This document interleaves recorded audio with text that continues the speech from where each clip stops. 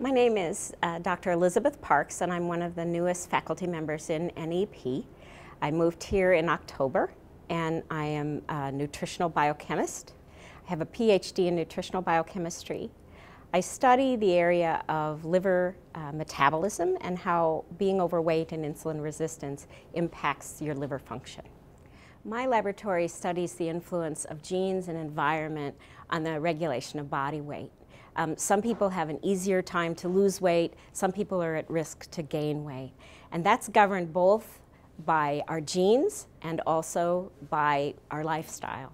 And I think most people don't really understand the strong influence that genetic background plays in what our body weight is. And if you look at a mother walking down the street, and she might be walking with two little children, and she's holding their hands, and as they walk, if you take a look at them, you'll see that the shape of the mother is played out in small version in the shape of the children. And so there are some attributes that we have that help us excel and help us stay healthy, and we need to figure out what those attributes are for each of us individually, and they're not all the same for everyone. I brought a picture with me to exemplify this. This is from the 90s, but I like this picture in particular because it exemplifies that all of us have individual strengths, and with both exercise and diet, you should find the things that are easy for you to do and to optimize them. If you look at this woman in the middle who's on the basketball team, she should probably not try to strive to be a gymnast. And this gentleman over here who's a jockey will never make it on the basketball team. So this picture really, for me, summarizes the fact that we have genes that set us up for an ability to perform or exercise, or even in leisure. There'll be some activities you'd rather do than others, some that are easier for you. And one of the ways to health is to identify what your special skills are, that's set by your genes, and then put those skills in an environment that will optimize your fitness and your health. These individuals were born with fantastic genes that help them achieve really, really high athletic performance, and then they put themselves in an environment where they worked really, really hard, and that's how they ended up with success. But all of us need to recognize those two components of our health, and that's what we study. We use a facility at the hospital, which is an inpatient facility where we can test physical activity and food intake. Before we do our studies, and it's a kind of a hospital-like unit, before we do our studies, we like to make sure that all the subjects are eating a similar diet before they're studied. So before they check into the hospital, we have a 3-day diet prepared here. And as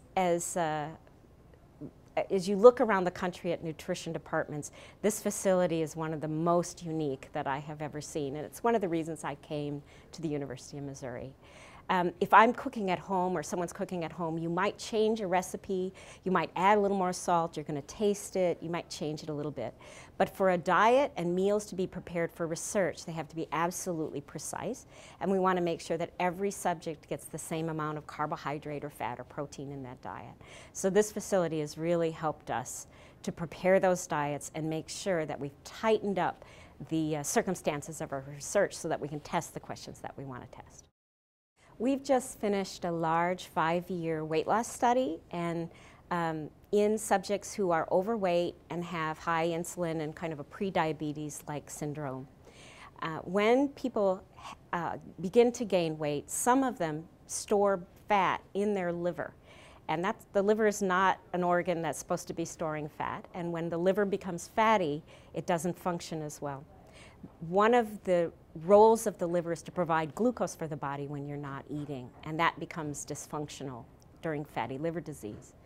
Our weight loss study showed at the very beginning that the best predictor of fat being built up in the liver is how much dietary sugars people consume. So the cookies and the cakes and the sodas and all those processed carbohydrates tend to really set up susceptible people to gain fatty liver and become insulin resistant. So as part of that study, over a 6-month period of time, each subject was restricted in their intake of sugars.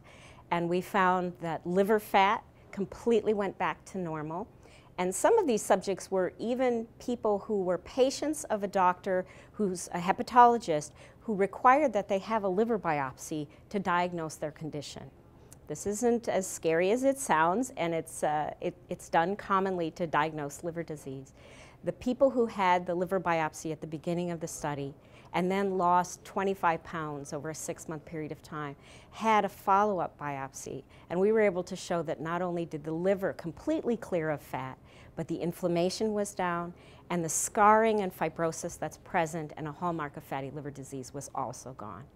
Many people believe that once the liver becomes fibrotic or scarred, it can't go back to normal, and we've now shown that that's possible by reducing dietary sugars and lowering body weight.